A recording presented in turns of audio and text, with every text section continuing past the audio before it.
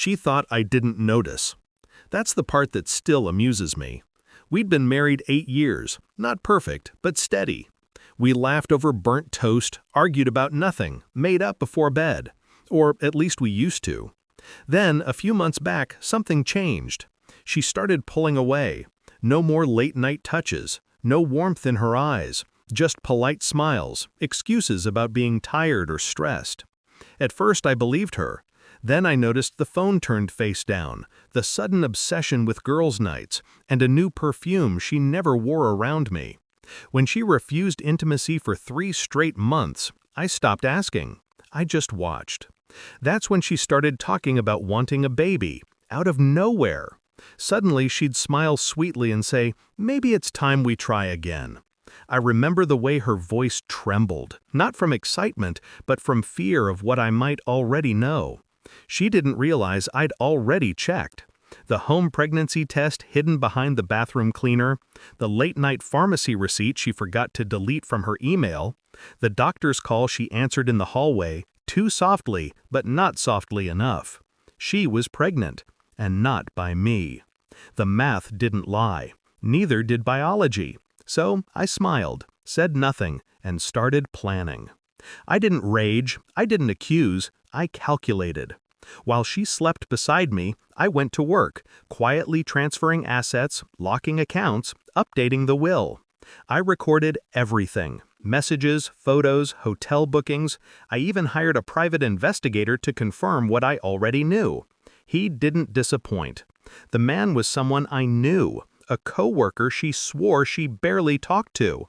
I remember staring at the photos, their hands touching over coffee, her laughing like she used to with me. For a moment, I almost pitied her. Almost. That pity ended when I saw her wearing the necklace I bought her last anniversary, the one she said she lost. He was the one who clasped it around her neck.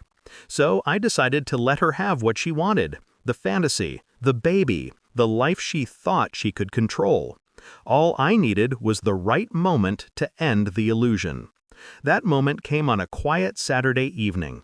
She'd invited our closest friends over for dinner, said she had a surprise to share. I already knew what it was. She wanted an audience. Perfect. I spent that day in silence, setting the table, choosing the wine, pretending everything was fine. Inside, I was rehearsing. When she entered the dining room, glowing with fake excitement, I saw it. The confidence of a woman who believed she'd gotten away with it. Halfway through dinner, she stood up, hand on her stomach, and smiled. "I have some news," she said. The room erupted in cheers and congratulations. Everyone clapped. She looked at me, eyes wide, waiting for my reaction, for the husband's proud smile. I gave her one. A calm, soft one. "Congratulations, honey," I said. "That's wonderful." Then I reached into my briefcase, pulled out a folder, and placed it gently on the table. "This," I said, "is something I've been working on, too." The room fell silent. She frowned, confused. Then she opened it. Inside were photos. Her and him.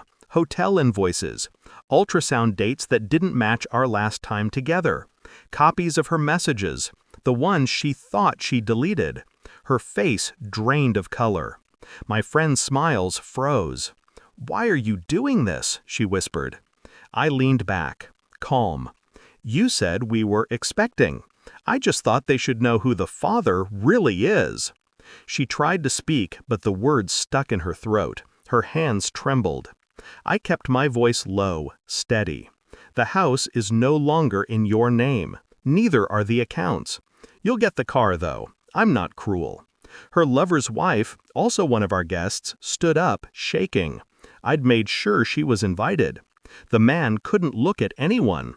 His wife walked out first, tears cutting through her silence. Then it was just her and me. After they all left, she collapsed into a chair. "I never meant for it to happen," she said. I cut her off. "Don't insult me with excuses." She stared at the folder again, realizing it wasn't just evidence. It was her exit strategy, one she hadn't written.